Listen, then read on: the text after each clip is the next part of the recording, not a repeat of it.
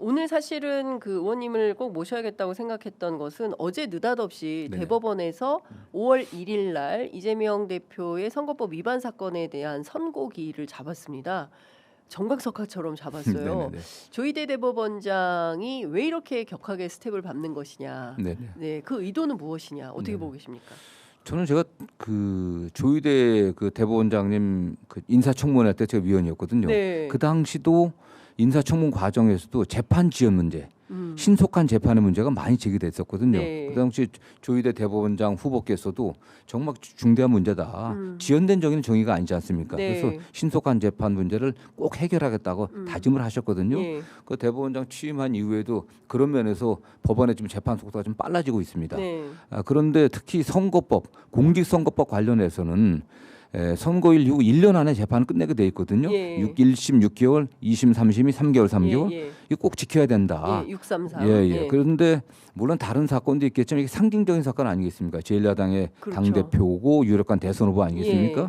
그래서 이 사건을 거기에 맞게 처리해야겠다라고 하는 그런 의지가 좀 있었던 게 아닌가 생각이 듭니다. 근데 그 의도는 뭐냐? 네. 일부 어떤 분들은 뭐 여러 가지 생각을 하는데 네. 조희대 대법원장이 굉장히 보수적이라고 얘기를 합니다. 근데 그렇죠. 보수적인 분들의 핵심 가치는 헌법을 존중하고 법치주의를 존중하는 거거든요. 예. 법치수 확립입니다. 예. 그 과정에서 그분들이 갖고 있는 가장 핵심적인 생각은 사법부의 독립, 음. 또 법원을 존중받게 하는 거 네. 그런 거거든요. 근데 네. 재판이 지연돼 갖고 문제가 불신이 많이 쌓이고 있었잖아요. 네. 그 문제를 해결하려고 했던 그런 의지가 있다고 저는 생각하고 이걸 신속하게 재판함으로써 법원의 존재 의의, 네. 또 그다음에 사법부의 독립, 예. 또 우리가 되게 정치권의 외압을 받지 않고 예. 우리가 독립돼서 이런 판단을 했다라고 예. 하는 걸 보여주고 싶은 게 아닌가. 어허. 그걸 통해서 궁극적으로는 예. 법원에 대한 신뢰를 높이겠다라고 하는 그런 의도가 있다고 저는 선의를 해석하고 싶습니다. 저는. 예. 네. 그러니까 이게 뭐 어쨌든 이재명 대표 사건 자체를 이를테면 뭐 세 가지의 선택 가운데 가장 최악인 서울 고법으로 돌려보내는 파기환송 뭐 이런 선택을 하기 위한 것이 아니라 법원이 어쨌든 그 뭐 무죄 뭐 상고기각 뭐 이런 결정을 통해서 확실하게 법원의 존재감도 보여주고 그리고 말끔하게 선거를 뛸 수 있도록 하려고 하는 것이다. 네, 이렇게 보시는 겁니까? 예, 저는 헌법재판소가 네. 물론 박근혜 대통령 탄핵 과정에서 분명 그 존재의 그쵸. 이유를 어떤 입증했죠. 이유를 입증했죠, 예, 사실은요. 근데 예. 이번 헌법재판소의 과정 더 분명하게 네. 헌법재판소가 대한민국 민주주의 헌법의 최후의 수호자다라고 그렇습니다. 하는 분명한 위상을 보여줬거든요. 그리고 그렇습니다. 헌법재판소의 윤석열 전 대통령 탄핵 결정문을 보면은 정말 이게 민주주의 교과서 같은 네. 아주 그 잘 쓴 아름다운 문장입니다. 사실요. 교보문고 베스트셀러 네. 2위까지 네, 올라갔습니다. 그렇기 때문에 저는 그러나 그 이전까지는 법원과 헌재가 약간 긴장 관계가 있거든요. 어디가 예. 위상이 높냐? 예. 근데 좀 법원의 입장에서도 예. 법원도 신뢰받을 수 있게 되려고 하면 재판의 지연 문제도 해결하고 정치권과 관계없이 우리 스스로 대법관들이 네. 합의해서 판단한다 이런 걸 보여주고 싶은 그런 의도가 있었다고 저는 생각을 좀 하고 있고요. 예. 그러니까 결론은 당연히 무죄다 이렇게. 네, 저는 뭐 일반적인 사법기관이다. 무죄고, 예, 왜냐하면 그 공직선거법이 예. 항소심이 대등재판부였거든요. 예. 법적 경력 20년 이상의 예. 중견 그 부장 판사 세 사람이 합의해서 판결한 거 아니겠습니까? 예. 그래서 1심 판결과 2심 판결 비교해 보면 항소심 판결이 가장 논리적으로 예. 그다음에 대법원 판례에 맞게 네. 좀 판단됐다고 보고 있거든요. 예. 좀 그래서 저는 뭐 무죄가 뭐 물론 최종 판결은 대법관들이 정하시겠지만은 예. 뭐 무죄가 확실하다. 그러면 예. 결국 상고 기각이라고 생각하고요. 예. 뭐 일각에서 국민의힘에서는 예. 파기 자판이라고 얘기하고 맞아요. 그렇게 얘기를 네. 하고 있는데 주진우 법률위원장. 그런 사례도 없고요. 그러니까 예. 저는 뭐 그분이 검사 출신이라 예. 이 민사재판 사건들을 재판을 많이 안 해보셨을 겁니다. 근데 예. 이거 이런 게 무죄를 유죄로 바꾸는 그런 이런 건 없거든요. 그런 네. 파기 자판은 없었습니다. 네. 없었고. 대한민국 역사상 사법 역사상. 예, 이 무죄를 유죄로 바꾸려고 하면 제가 알기로는 대법원 판례를 변경해야 됩니다. 예. 2020년 7월에 있었던 예. 이재명 그 당시 경기도지사에 관련된 공직선거법 위반 네. 그 판례를 바꿔야 돼요. 판례를 바꿔야 되기 때문에 이렇게 빨리 할 수가 없습니다. 예. 예. 7만 쪽이 넘는 예. 자료. 네, 판례를 바꿔야 되기 때문에 할 수가 없는 거고 네. 만약 파기환송을 하려고 하면은 예. 결국 이 사건이 파기환송돼 갖고 대통령 선거 전에 결정을 할 가능성은 불가능합니다. 그건 그렇죠. 전혀 없기 때문에 그렇죠. 그럼 고등법원에 계류하고 있는 거거든요. 그렇습니다. 항소법원에. 예. 아니 그렇게 할 바에는 예. 그렇게 빨리 할 필요가 없는 거죠. 그렇죠. 요건 그대로 먹는 거니까 그냥 예. 대법원에서 갖고 있는 게 차라리 낫지. 예. 이렇게 빨리 할 필요가 없는 예, 거 예, 아니겠습니까? 예, 예. 저는 그래서 이렇게 신속하게 한다고 하는 것은 너무나 항소심 판결의 판결문을 보면은 네. 너무나 그 이유와 네. 주문이 명백하기 때문에 저는 뭐 이건 무죄라고 또 네. 상고 기각이라고 저는 확신하는데 예. 물론 뭐 최종 판결은 예. 뭐 대법관들께서 하시겠죠. 네. 예.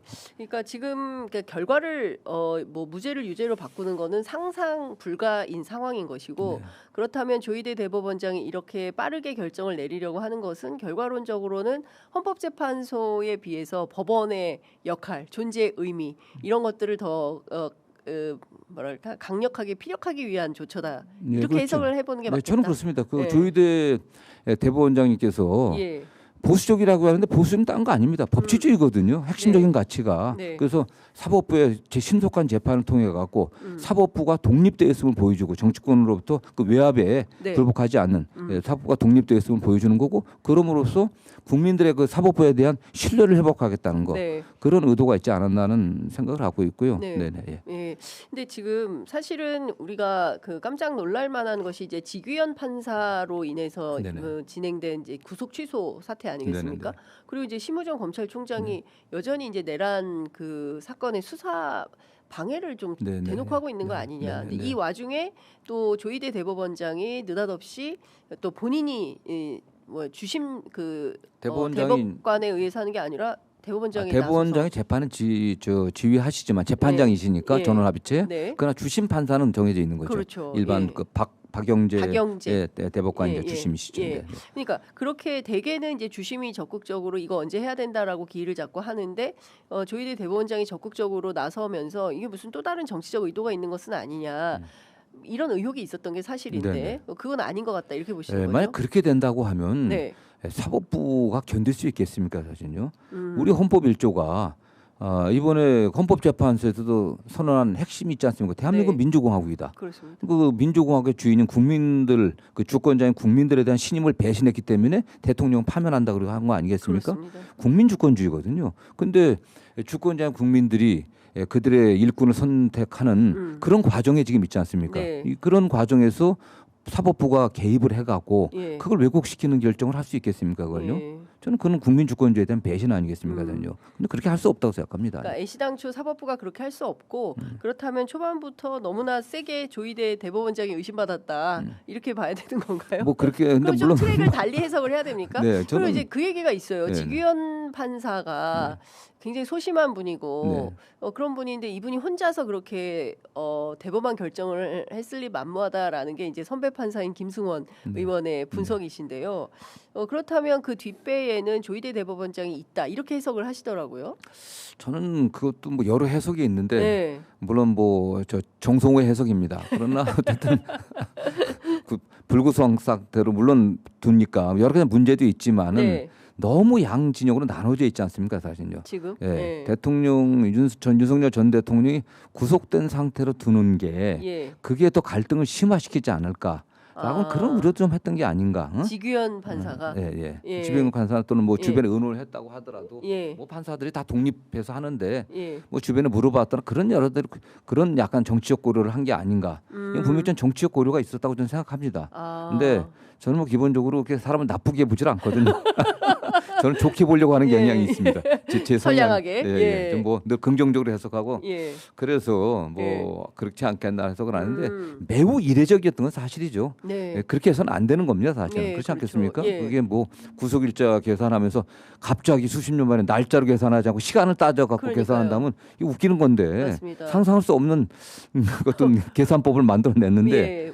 그러나 또 그럼에도 불구하고 뭐 그렇게 이미 벌어진 일인데 예. 뭐 나쁘게 해석한 것보다는 어쨌든 국민적 갈등을 해소하는데 네. 그렇게 해갖고 좀 풀어주려고 했던 게 아닌가 하는데 사실은 정의에는 어긋나는 거죠. 아니, 이건 부정의한 거죠. 그렇습니다. 내란 수괴인데. 예. 뭐 내란 수괴인데 막 판교까지 가가지고 네, 예. 보리밥 드시고 네. 이게 과연 안 되는 국민정서에 거죠, 맞는 거냐? 그거 아니 그리고 그 저 사실 종범에 해당하는 그 사령관들은 전부 구속돼 있지 그러니까요. 않습니까? 그게 이건 예. 정의롭지 못한 거죠. 예. 그러니까 본인이 그러니까 정치적인 어떤 뭐 판단했다고 하더라도 네. 저는 그게 정의롭지 못했던 음. 거라고 저는 생각합니다. 네.